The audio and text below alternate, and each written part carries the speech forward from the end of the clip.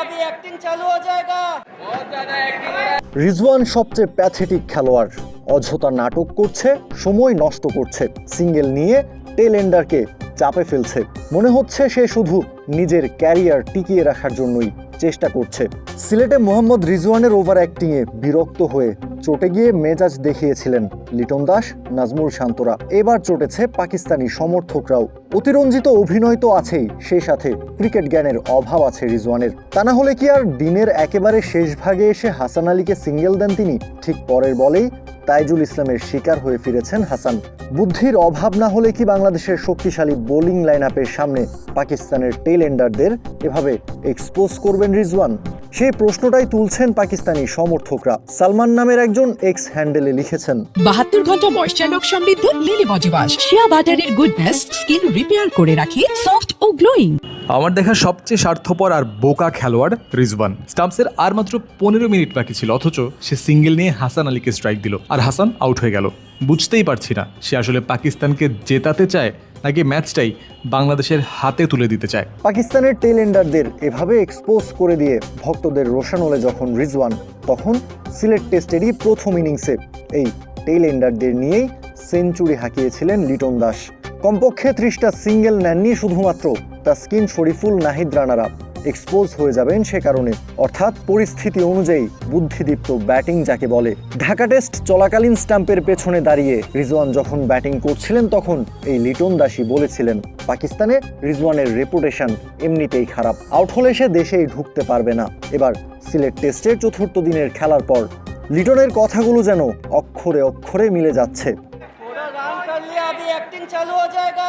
Over acting के लिए हम 50 पैसे काटेंगे। চলুন দেখে নেওয়া যাক সিলেট টেস্টের চতুর্থ দিন কি নাটক মঞ্চস্থ করেছেন রিজওয়ান। প্রায় প্রতি বলেই মোহাম্মদ রিজওয়ানের ওভার অ্যাক্টিং। লিটন দাস এভাবেই আখ্যা দিলেন পাকিস্তানের এই ব্যাটারের কার্যক্রমকে। প্রায় প্রতি বলেই মোহাম্মদ রিজওয়ানের ওভার অ্যাক্টিং। বিরক্ত হয়ে যান লিটন দাস। এদিকে বাংলাদেশের ক্যাপ্টেন নাজমুল শান্ত তো 50 পয়সাও কাটতে চাইলেন রিজওয়ানের এই ওভার অ্যাক্টিংয়ের জন্য। ঘটনা পাকিস্তান ইনিংসের 72তম ওভারের পঞ্চম বলে সালমান আঘা ও রিজওয়ানের জুটি প্রায় 100 পেরিয়ে গেছে। বাংলাদেশের কাজটাও কঠিন করে তুলেছেন এই দুজন। তাইজুল ইসলাম আসছিলেন রান আপে, হঠাৎ তাকে থামিয়ে দেন রিজওয়ান। বোঝাতে চান সাইড স্ক্রিনের সামনে কেউ দাঁড়িয়ে থাকায় তার সমস্যা হচ্ছে।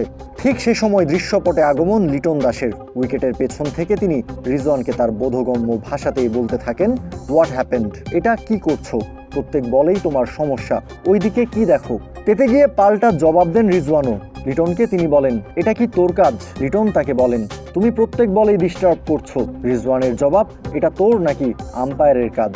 এই কনভারসেশন চলতে চলতেই আম্পায়ারের দৃষ্টি আকর্ষণ করেন রিজওয়ান। লেগ আম্পায়ার এসে সবাইকে থামিয়ে খেলায় ফেরান। তবে বাংলাদেশের স্লেজিং থামেনি। এক বল পরেই লিটন আবারও মানসিক আক্রমণ করেন রিজওয়ানকে। বলে ওঠেন, খুব ভালো অ্যাক্টিং করছে, সবাইকে শেখাচ্ছে। এবার তাতে যোগ দেন ক্যাপ্টেন শান্ত। কয়েকবার করে বলেন, এই ওভার অ্যাক্টিং এর জন্য আমরা 50 পয়সা কাটবো। লিটন আবার বলেন, এখন তো দলে জায়গা পাকা, এজন্য ওভার অ্যাক্টিং করে যাচ্ছে। এতক্ষণ চুপ করেই ছিলেন রিজওয়ান। এবার তিনি বাংলার আশ্রয় নেন। লিটন শান্তদের উদ্দেশ্য করে বলেন, লাভ ইউ, খুব ভালো। লিটন শান্তদের এমন স্লেজিং পর্ব যে পাকিস্তানের জমে ওঠা এই জুটির মনোবল চুরমার করার জন্যই, মানসিকভাবে তাদের ব্যাকফুটে ঠেলে দেওয়ার জন্য, সেটা তো আর বলার অপেক্ষা রাখে না। স্টাম্প মাইকে শোনা যাওয়া এইসব কথোপকথন দর্শকদের জন্য ভালো এন্টারটেনমেন্টের উপলক্ষ হয়ে এসেছে। তবে পাকিস্তানি সমর্থকরা চটেছেন মোহাম্মদ রিজওয়ানের উপর। রিজওয়ানের এমন ওভার অ্যাক্টিং এবং গেম সেন্স না থাকায় এক হাত নিয়েছেন তাকে। কাউসার শান্ত, ক্রিক ফ্রেঞ্জি।